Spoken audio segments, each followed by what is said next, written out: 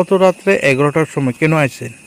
আমরা আইসি কালকে এফআইআর করছি যে যে ব্যক্তিকে ধরছে না, যারা অভিযোগ করছে তারা থানাতে তুলে লয়ে আনছে।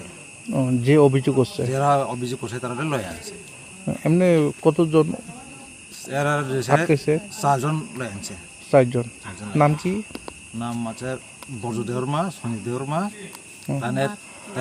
তাইনের ওয়াইফে লয়ে আনছে।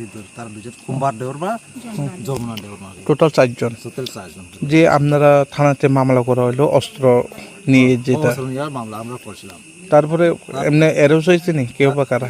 এর তাইনে যে যারা অস্ত্র যে হাতে লয়ে যে গুট আছে তাই হলে ধরতে পারছে না, এমনি রাখে দেয়। তারা যারা যে ব্যক্তি অভিযোগ করছে তারা হলে লয়ে আনছে। এমন করে তো আইনের বাইরে হয়ে যায়, বাইরে অন্য। আপনারা এখনো পর্যন্ত কিন্তু 11টা রাত্রে 11টা বাজে, কিন্তু এখন পর্যন্ত কোনো সারা হয়নি। আপনারা কি পদক্ষেপ নেবেন? সারা না হলে আগামী দিনে রাস্তা অবরোধ করুন আমরা, তারা না ছাড়ে। রাস্তা অবরোধ করবেন? রাস্তা অবরোধ করুন, আগামী দিনেই আমরা রাস্তা অবরোধ করুন। আপনার নাম? আমার নাম প্রদীপ।